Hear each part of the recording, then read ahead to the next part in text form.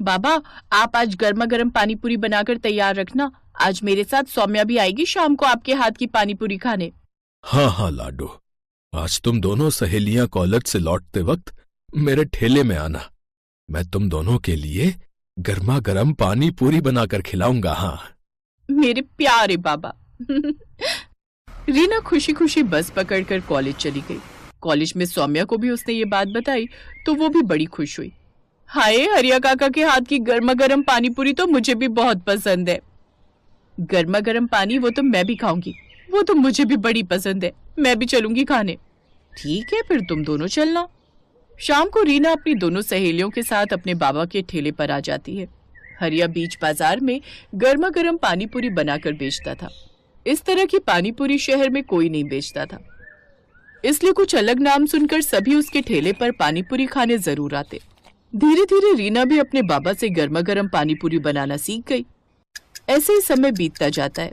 College की पढ़ाई खत्म करने के बाद दोनों अमीर सहेलियां पढ़ाई करने के लिए बैंगलोर चली जाती हैं और इधर अब रीना के बाबा की तबीयत ठीक नहीं रहती, जिस कारण अब वो ये अपने बाबा का काम संभाल लेती है। वो सारा दिन ठेला यहाँ से वहाँ लेकर पानी पूरी बेचती और गर्मा गर्म पानी पूरी ठेले पर बनाकर आने वाले ग्राहकों को खाने को देती। गर्मा गर्म पानी पूरी खाओ, गर्मा गर्म पानी पूरी एक बार खाओगे बार बार आओगे, आइए आइए गर्मा गर्म पानी पूरी। कुछ साल और बीत गए और अब निधि और सौम्या की शादी दो सगे भाइयों से हो गई। उनके पति भी अमीर घर से ही थे। वो दोनों उन दोनों का खूब ख्याल रखते। इधर रीना को अपनी दोनों सहेलियों की याद तो आती, लेकिन उसके पास उन दोनों का फोन नंबर भी नहीं था कि वो उनसे कांटेक्ट कर सके। कुछ समय बाद रीना भी अपने बाबा के इलाज के लिए दिल्ली आ जाती है। अब वो वहीं एक झोपड़ी में रहकर अपने माँ बाबा दोनों का ख्याल रखती, साथ ही अपनी गर्मा गर्म पानी पूरी का ठेला लगाती। इधर निधि और सौम्या के पतियों का ट्रांसफर भी दिल्ली हो जाता है। फिर एक रोज, सौम्या चलो, आज मैं तुम सबको पानी पूरी खिलाने ले चलता हूँ। तुम सबको तो पता ही है दिल्ली खाने पीने के लिए कितनी मशहूर है। हाँ हाँ, फिर तो सभी चलते हैं, बड़ा मजा आएगा। वो सभी सुखीराम पानी पूरी वाले की पानी पूरी खाने खान मार्केट चले जाते हैं, जिसे खाकर सौम्या कहती है, मुझे तो यहाँ की पानी पूरी बिल्कुल पसंद नहीं आई। हाँ सौम्या, और खाकर तो देखो। सौम्या बिल्कुल ठीक कह रही है, वो स्वाद नहीं है इसमें, हमें नहीं खानी और पानी पूरी। पानी पूरी तो हरिया काका और हमारी दोस्त रीना बनाती है, लेकिन पता नहीं अब वो कहाँ है। कमाल है, इतनी बढ़िया तो है। खैर, मैं तो एक प्लेट और खाऊंगी। ऐसे ही समय बीतता है। फिर एक रोज, यार निधि पता नहीं अपनी दोस्त रीना कहाँ होगी, कैसी होगी। कॉलेज छोड़ने के बाद उससे कभी मिलना ही नहीं हुआ।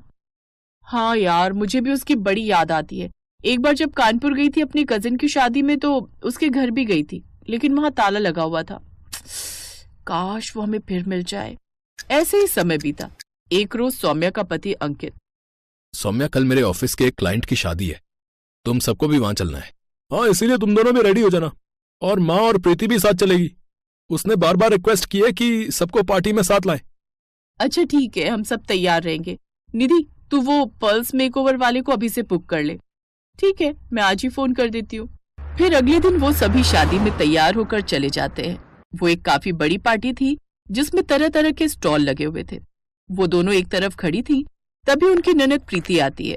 निधि भाभी, सौम्या भाभी, आप यहाँ के गोलगप्पे खाकर तो देखो, कसम से आज तक इतने अच्छे गोलगप्पे आपने नहीं खाए होंगे। अरे नहीं प्रीति, हमें नहीं खाने। वो सच कह रही है बहू, तूने